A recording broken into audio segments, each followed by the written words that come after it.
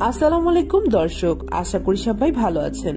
আজকে আমরা আলোচনা করব দ্রুত বীর্যপাত রোধে যা করতে হবে। যৌন মিলনের সময় দ্রুত বীর্যপাত হয় এমন পুরুষের সংখ্যা কম নয়।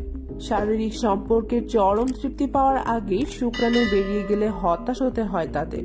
বিষয়টি রোধে নানা ধরনের জেল স্প্রের ব্যবহার করেন কেউ কেউ, কিন্তু এগুলো নিয়মিত ব্যবহারে দেখা দিতে পারে পার্শ্ব প্রতিক্রিয়া। এসব কিছু বিষয় বিবেচনায় নিয়ে সহজ কিছু সমাধান দিয়েছে যুক্তরাজ্যের লন্ডন ভিত্তিক প্রতিষ্ঠান জাভামেড। সমাধানগুলো হলো: 1. অবস্থান বদল। মিশনারি পজিশন অনুসরণ করে যৌন মিলন করলে বীর্যপাত তাড়াতাড়ি হয়। যৌন মিলনের সময় একজন নারীর পা ছড়িয়ে চিত হয়ে শোয়াকে মিশনারি পজিশন বলে। এই পদ্ধতিতে পুরুষ তার সঙ্গীর উপর শুয়ে যৌন মিলন করে। এতে করে দ্রুত বীর্যপাত ঠেকানো সম্ভব নাও হতে পারে। এক্ষেত্রে একটি সমাধান হতে পারে কাউগার্ল পজিশন। এই পদ্ধতিতে পুরুষ চিত হয়ে শুয়ে থাকেন, নারী তার উপরে বসে শারীরিক সম্পর্ক করেন। দ্রুত বীর্যপাত ঠেকানোর আরো একটি পদ্ধতি হলো ফেস অফ ও স্পুন।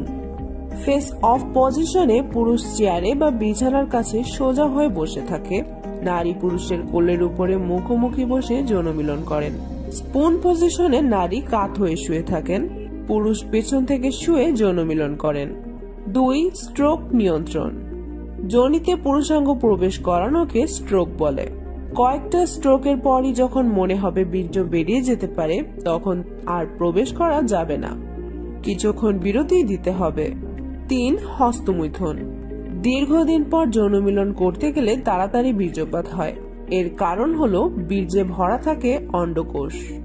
এর ফলে কয়েকটা স্ট্রোক করলেই বীর্য বেরিয়ে যায়।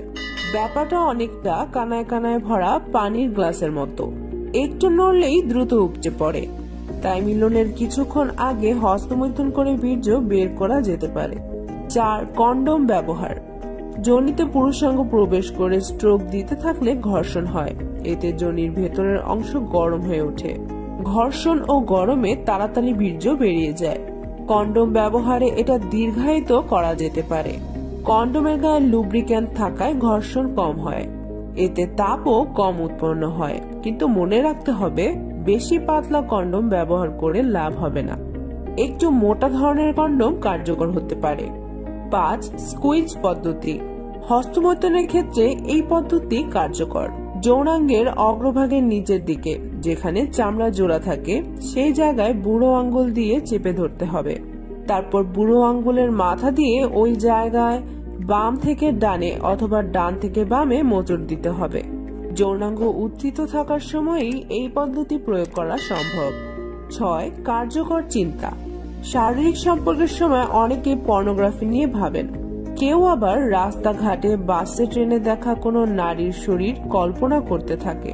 এ ধরনের চিন্তায় দ্রুত বীর্যপাত হয়। তাই যৌন মিলনের সময় অন্য কোনো নারীর বিষয়ে ভাবনা বাদ দিতে হবে। স্ট্রোক দেওয়ার সময় গণিতের জটিল ফর্মুলা, সাহিত্যের বিষয়, প্রাকৃতিক দৃশ্য কল্পনা করা যেতে পারে। ভিডিওটি যদি আপনাদের ভালো লাগে শেয়ার করতে ভুলবেন না। ভিডিওটিতে একটি লাইক দিন, চ্যানেলটি সাবস্ক্রাইব করে রাখুন পরবর্তী আপডেট